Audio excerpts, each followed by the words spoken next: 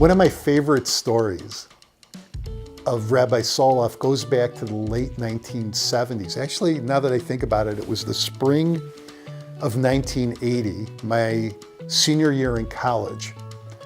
I was at the University of Illinois, and I lived in an apartment that year with Scott Forrester, Marshall Brill, and David Sherman.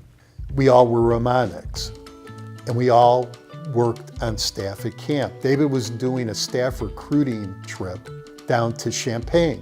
So we helped arrange his meetings. He flew down in the morning, we picked him up, and he was going to be flying out late that day. Well, a storm blew through Champaign and fog followed, and the airport, the small airport in Champaign Urbana, shut down. No plane was going to come in, no plane was going to go out. That meant that Harav Soloff needed to spend the night with us in our apartment in Champaign.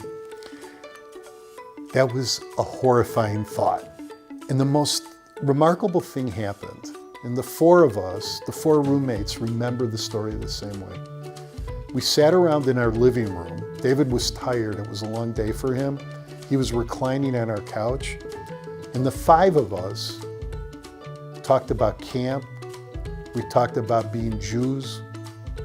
We just talked about life into the wee hours of the morning.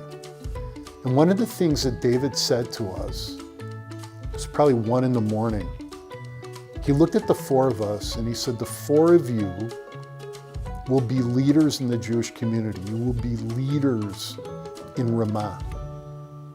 Now, when you're 20 years old, 21 years old, what does that mean? And the amazing thing is we all became members of the Ramah board. We all became officers of Ramah. We all went on to become leaders in the Jewish community in many, many ways.